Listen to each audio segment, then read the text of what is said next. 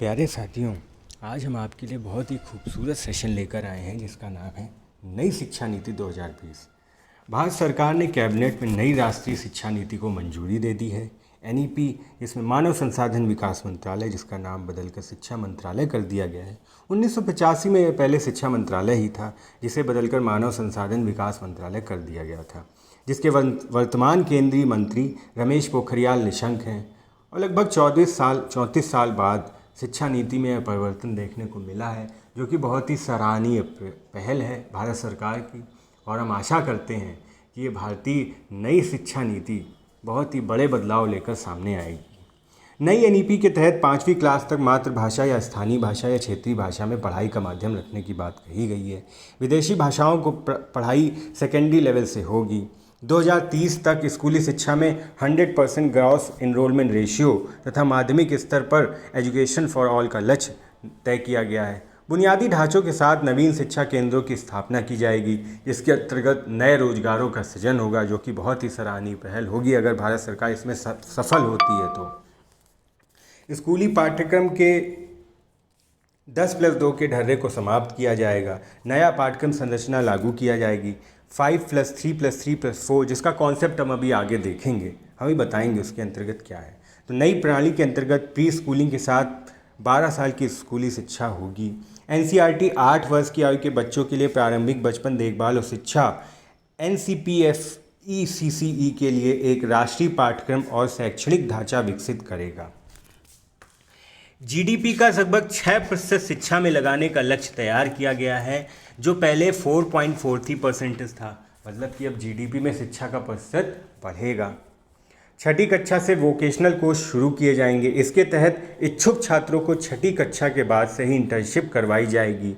उच्च शिक्षा के लिए एक सिंगल रेगुलेटर होगा। लॉ और मेडिकल शिक्षा को छोड़कर समस्त उच्च शिक्षा के लिए एक एकल अति महत्वपूर्ण व्यापक निकाय HECI का गठन किया जाएगा। इसका मतलब ये हुआ कि अभी तक जो UGC और AICTE की अलग अलग निकाय हमारे पास थी, अब वो एक सिंगल रेगुलेटर बोर्ड होगा। ये बहुत ही अच्छी बात है।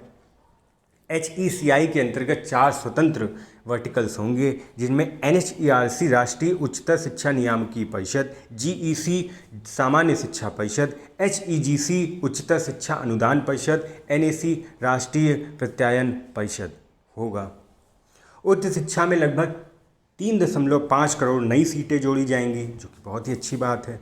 मल्टीपल एंट्री और एग्जिट सिस्टम लागू किया जाएगा।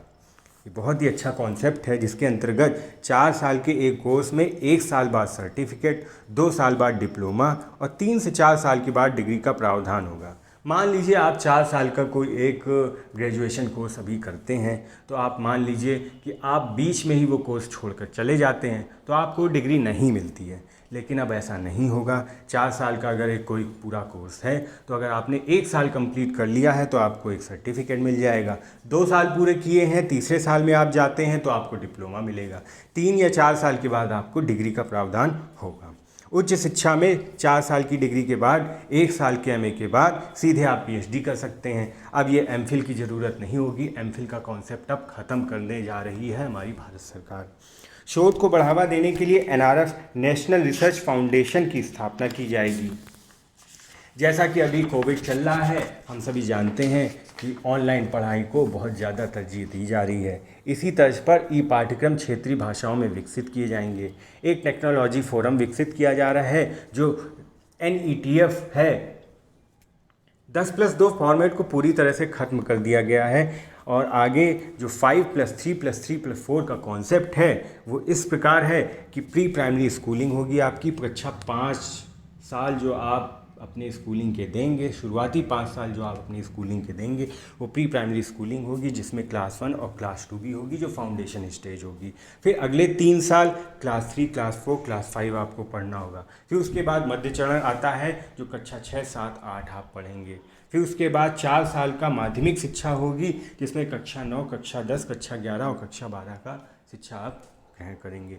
स्कूलों में अभी तक आर्ट्स, कॉमर्स, साइंस स्ट्रीम का कॉन्सेप्ट चलता था, जो पूरी तरह से ख़त्म हो जाएगा। छात्र अब जो भी पाठ्यक्रम चाहें वो ले सकते हैं। मान लीजिए आप मैथ के स्टूडेंट हैं, तो ऐसा नहीं है कि आप अब ह्यूमैनिटी के सब्जेक्ट को नहीं पढ़ सकते हैं, आप उसमें भी इनरोल कर सकते हैं।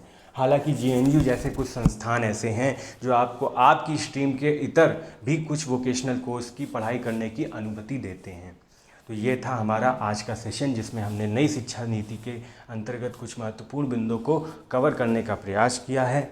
आप चाहें तो हमें लाइक कर सकते हैं, सब्सक्राइब कर सकते हैं। विजनशाला हमारा नया चैनल है, हमें इसी तरह बढ़ने के लिए प्रेरित करते रहें।